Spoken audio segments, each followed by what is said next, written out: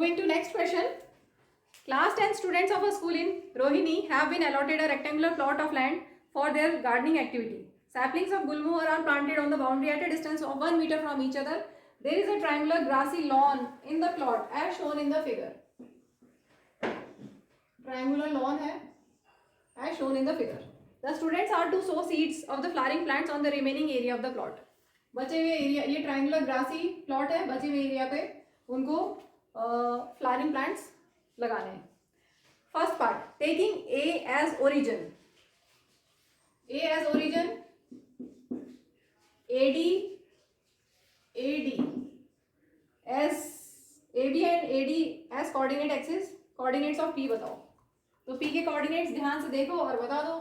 4 पे 6, P के coordinates हैं 4 6. ठीक है, ये इसका आंसर हो गया 4 6 ऑप्शन ए. नेक्स्ट, अब ध्यान से सुनो. Taking C as the origin.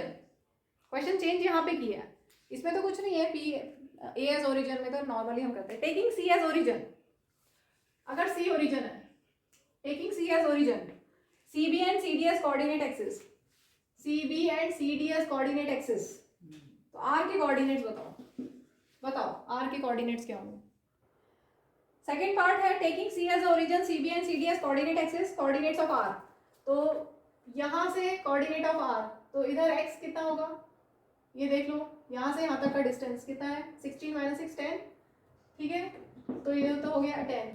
और y पे यहाँ से नीचे से था 4 और ऊपर से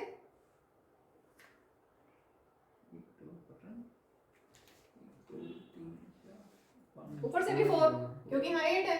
ठीक है, तो R के कोऑर्डिनेट्स आ गए 10 4. R के कोऑर्डिनेट्स 10 4, मतलब ऑप्शन सी सही है. ठीक है, 10 4. इसके बाद taking C as origin, same question, coordinates of Q बताना है. बताओ Q के कोऑर्डिनेट्स. यहाँ पे 3 था और 16 - 3 13 और 6, 13 और 6. ठीक है, 13 और 6, ऑप्शन डी करेक्ट. इसके बाद में फोर्थ और फिफ्थ पार्ट डिलीट हो गया है, छोड़ सकते हैं आप. एरिया ऑफ ट्रायंगल निकालना है PQR.